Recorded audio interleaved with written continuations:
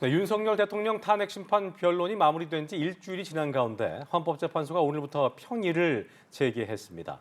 선고 기일을 언제쯤 정할지가 최대 관심인데요. 헌재에 나가 있는 취재 기자 연결해서 자세한 내용 들어보겠습니다. 김태욱 기자.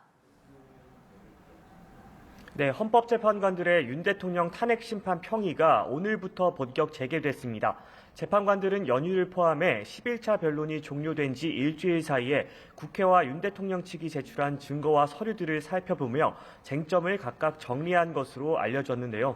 오늘부터 8명 전원이 모여 의견을 교환하는 수시 평의를 선고 전까지 매일 진행하며 결정문 작성 절차에 속도를 낼 것으로 보입니다. 핵심 쟁점은 계엄 선포 전 국무회의 등이 절차적 문제가 없었는지와 국회 선관위 봉쇄와 정치인 체포 지시 등이 위헌 위법에 해당되는지 여부인데요. 재판관들은 이번 평의 과정에서 탄핵 인용과 기각으로 예상되는 사회적 영향 역시 함께 고려할 것으로 알려졌습니다. 헌재는 변론 종료일로부터 노무현 전 대통령은 14일, 박근혜 전 대통령은 11일 만인 금요일에 맞춰 모두 탄핵 심판 선고를 내렸는데요. 한편 박성재 법무부 장관 탄핵 사건 변론 기일인 이달 18일 전까지 다른 사건의 변론 일정을 모두 비워놓은 상태입니다.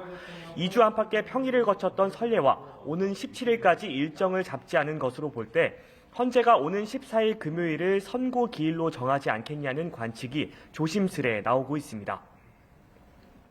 네, 김 기자, 예상대로 선고가 이루어지지 않을 가능성도 제기되고 있는데 남아있는 변수도 전해주시죠. 네, 마은혁 헌법재판관 후보자의 임명 여부와 한덕수 국무총리의 탄핵 심판 선고가 얽히면서 변수로 작용하고 있습니다. 앞서 헌재는 지난달 27일 최상목 대통령 권한대행이 마 후보자를 임명하지 않은 것이 국회의 헌재 구성권을 침해했다고 밝혔는데요. 이에 따라 최 대행은 오전에 국무회의 전 간담회를 열고 마 후보자 임명에 대한 국무위원들의 의견을 수렴했지만 별다른 입장을 내놓지 않고 있습니다. 최 대행이 결정을 미루는 데에는 복귀 가능성이 점쳐지는 한덕수 국무총리 탄핵 심판 선고가 영향을 끼치고 있는 것으로 풀이됩니다. 헌재가 지난달 19일 한 총리 변론을 먼저 종결했던 만큼 윤 대통령 사건보다 먼저 한 총리 탄핵 심판 결정문 작성 작업을 진행할 가능성도 열려있기 때문입니다. 한편 최 대행이 임명을 거부하거나 한덕수 총리의 탄핵 심판 선고가 나올 때까지 결정을 미뤄야 한다는 국민의힘 측의 요구도 거센 상황입니다. 만약 최 대행이 마 후보자를 임명하게 될 경우에도 변수가 생깁니다. 마 후보자가 합류하면 헌재는 평의를 통해 9명 완성체로 선고를 할지 여부를 결정해야 되는데요. 이 경우 재판관 9명이 지난 변론을 되짚는 갱신 절차를 진행하는데 2주가 더 걸릴 가능성이 있습니다. 한편 헌재의 탄핵 선고가 초읽기에 들어가면서 장외 여론전도 본격화됐습니다.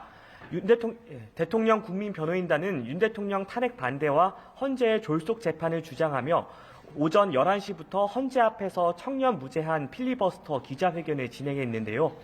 반면 오후 2시부터는 민주노총 등 노동단체들이 헌재를 찾아 윤 대통령의 파면을 촉구하는 의견서를 제출하고 기자회견을 진행하겠다고 예고했습니다.